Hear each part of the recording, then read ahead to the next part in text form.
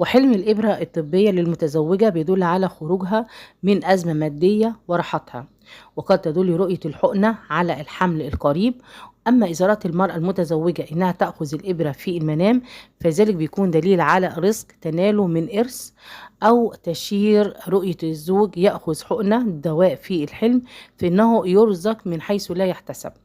أما حلم أخذ اللقاح للمتزوجة بيدل على حماية أسرتها من الشر والأذى.